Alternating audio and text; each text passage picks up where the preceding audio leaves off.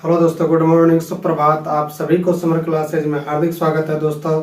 तो आइए आज हम लोग स्टार्ट करने जा रहे हैं 10th क्लास का गोधूली भाग 2 का जो काव्य खंड का छठा चैप्टर है जनतंत्र। इसको आज हम लोग देखेंगे। इससे पिछली क्लास में हम लोगों ने इसके ऑब्जेक्टिव को देखा था, लेकिन इस क्लास में हम लोग जो है सो इस चैप्टर से जितने भी सब्जेक्टिव क्वेश्चन आ सकते हैं एग्जाम में, इन सारे सब्जेक्टिव क्वेश्चन को हम लोग क्या करेंगे, देखेंगे। देखिए, जो लोग पहली बार इस क्लास को देख रहे हैं और समझने में हो सकता है कहीं दिक्कत होता हो, तो आप क्या कीजिए कि इसमें इस क्लास के डिस्क्रिप्शन में हम लिंक डाल देंगे। इसके पिछले क्लास जो ऑब्जेक्टिव है उनका, और उससे भी जो पिछली क्लास इनके इस कविता के जो पूरा हिंदी किए हुए हैं, फुल डिटेल्स जो उसमें दिया हुआ है हिंदी में, उस क्लास का भी डिस्क्रिप्शन हम क्या करेंगे इसमें डाल देंगे। आप लोग जो है सो नीचे डिस्क्रिप्शन से इस पिछली क्लास को देख करके और इस क्लास को आसानी से समझ सकते हैं, तो दिक्कत आपको शायद नहीं होगी। ठीक है, तो हम डाल देंगे इस क्लास में डिस्क्रिप्शन लिंक पिछली वाली क्लास को। तो आप लोग जिनको दिक्कत हो रहा हो वो पहली वाली जो पिछली जो हम क्लास करवाए हैं उसको देख ले, ताकि आपको दिक्कत नहीं होगा। और शायद इसमें दिक्कत नहीं भी होना चाहिए, सब्जेक्टिव क्वेश्चन है, ये आसान भी होता है। तो हम लोग आगे देखते हैं। सबसे पहले जो है सो आप लोग जानते ही होंगे कि जनतंत्र का जो जन्म है वो किनका जो है सो किनके द्वारा लिखा गया है।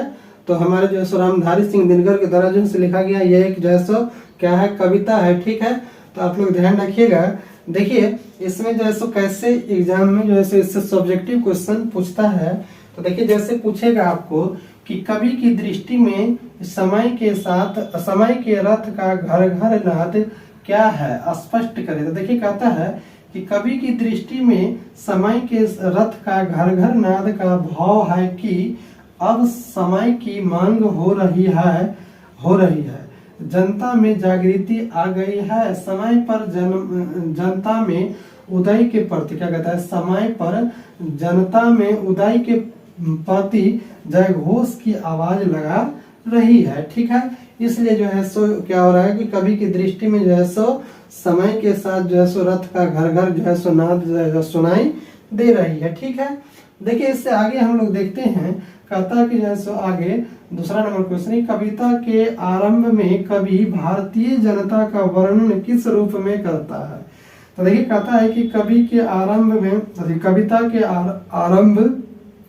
कविता के आरंभ में कवि भारतीय जनता का वर्णन करते हुए कहते हैं कि भारतीय जनता मिट्टी की अबोध मूर्ति है जो जारे पाले को सह लेते हैं, कितनी भी दर्द होने पर भी अपने मुंह को नहीं खोलते हैं। सही बात है कि जो है सो यह कविता इस चीज को दर्शाता है कि जो है सो भारतीय जो जनता है उसका वर्णन करता है कि ये कितने भी कष्ट क्यों नहीं इनके सामने आ जाए, ये जो है सो क्या करते हैं, अपने कष्ट को चुपचाप जो है सो सहन करते रहते हैं और वो कभी भी किसी के सामने मुंह नहीं खोलते हैं। ठीक है, और वो दर्द को हमेशा सहते चले जाते हैं। जिस तरीके से ठंड के दिनों में वो कड़ाके की ठंड को सहते हैं, उसी तरीके से वो अपनी दर्द को भी, वो अपनी जो उनके ऊपर जो दर्द होता है उस दर्द को भी वो क्या करते हैं कि सहन कर लेते हैं। ठीक है, और कुछ नहीं बोलते हैं। इससे आगे देखिए, कहता है कि कवि के अनुसार किन लोगों की दृष्टि में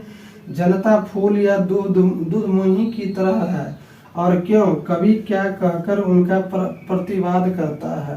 तो देखिए, कहता है कि कवि नेताओं के दृष्टि में जनता को फूल या दूध मुहा बच्ची की तरह है। सही बात है कि जो है सो यानी कि जनता जो है सो नेताओं के जो है सो क्या है कि नजर में जो है सो एक फूल या दूधमुही बच्चे की तरह है। ठीक है, इतना ही इसमें लिखना है, इससे ज्यादा नहीं लिखाएगा, नहीं तो फिर ये क्या होगा, आंसर सही सटीक नहीं होगा। इसलिए इसका बहुत छोटा आंसर है।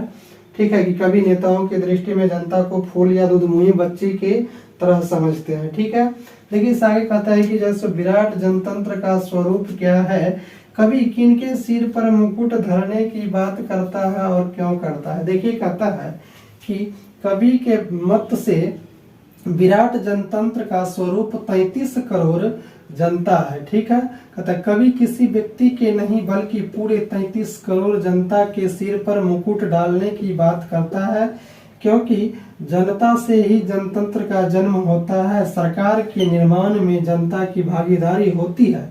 सत्ता का चाबी जनता के पास होती है। सही बात है कि अगर सरकार कोई भी हो, अगर कुछ भी चाहे तो वो संभव नहीं है, लेकिन अगर जनता जिनको चाहेगा उनको सत्ता में ला सकता है और स्थापित कर सकता है सत्ता में। और वो जो है एक स्वतंत्र भारत के जो सही तरीके से चलाने के लिए जो लोगों की आवश्यकता होती है उसको वो आसानी से चुन सकता है। ठीक है, और वो अपनी भागीदारी को भी क्या करता है, बखूबी तरीके से जो है सो अपनी मत के अधिकारों को सही जगह दे करके वो एक व्यक्ति को क्या करता है, चुनने का भी काम करता है। कौन? तो जनता। और इसी कारण से जो है सो जनता क्या कहलाता है कि सत्ता का जो है सो चाबी कहलाता है। ठीक है, तो इस तरीके से समझ गए।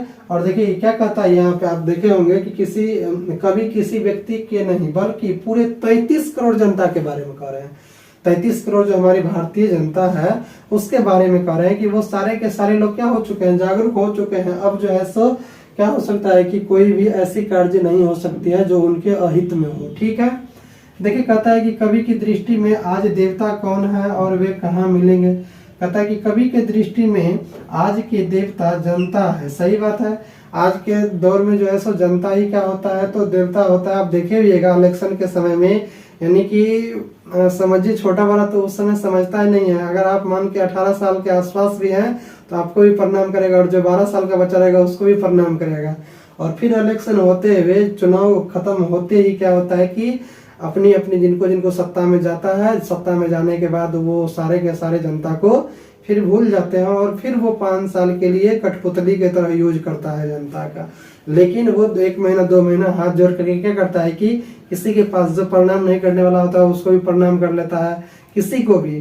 तो वो क्या करता है कि अपने जो है विश्वास को दिखाता है, लेकिन उस विश्वास पे जनता के सामने खरा मापदंड पे वो नहीं उतरता है। ठीक है, इसी चीज को यहाँ कहता है कि कवि के दृष्टि में आज के देवता जनता है, जो सड़कों पर गिट्टी तोड़ते हुए, खेतों में हल चलाते और खलिहानों में काम करते मिलेंगे। कहाँ मिलेंगे आपको, जो है सो वो जो है सो कड़ी मेहनत करते हुए सड़कों पर मिलेंगे, यानी कि खलिहानों में मिलेंगे, खेतों में मिलेंगे काम करते हुए।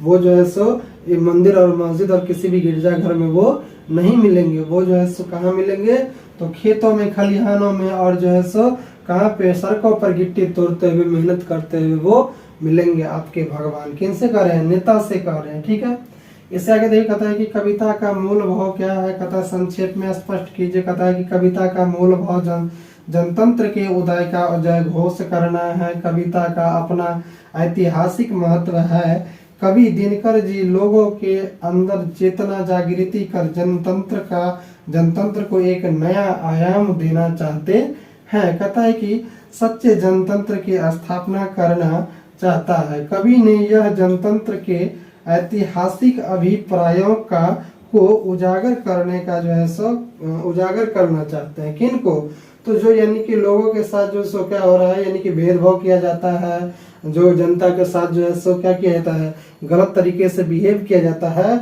उन चीजों के प्रति जो है सो दिनकर जी चाहते हैं, कवि जी चाहते हैं कि जो है सो क्या हो, इनसे ये लोग उभरे, इनका क्या हो, उदय हो। और उदय होने के बाद क्या होगा कि लोग जब जागरूक होगा तो फिर वो अपने आप अपने हक को क्या कर सकता है, लड़ करके उनसे प्राप्त कर सकता है। ठीक है, इसीलिए कहता है कि जैसे चेतना जागृति का जो है काम क्या करना पड़ेगा, जनता के लिए करना पड़ेगा। ठीक है, तभी जाकर के जैसे एक नया आयाम जो है सो हम दे सकते हैं समाज को। ठीक है ना, तो इस तरीके से जैसे इसमें जितने भी क्वेश्चन थे उन सारे क्वेश्चनों को हम लोगों ने देखा। देखिए इससे ज्यादा क्वेश्चन आ भी नहीं सकता है इसमें, यानी इसके लिए आप लोग निश्चिंत रहिए, इससे बाहर क्वेश्चन नहीं जाएगा। ठीक है, तो देखिए हम लोग जो है सो इसको देखिए, अभी पूरा सब्जेक्टिव को आप लोग को समझ में भी पूर्ण रूप से आया होगा, पूरा समझ में भी आ गया होगा। तो हम लोग जो है सो अब क्या करेंगे, इससे अगली क्लास में, देखिए ये तो अब लास्ट में है, इसमें काव्य खंड में जो 6 चैप्टर समझिए आज खत्म हो गया एक तरीके से।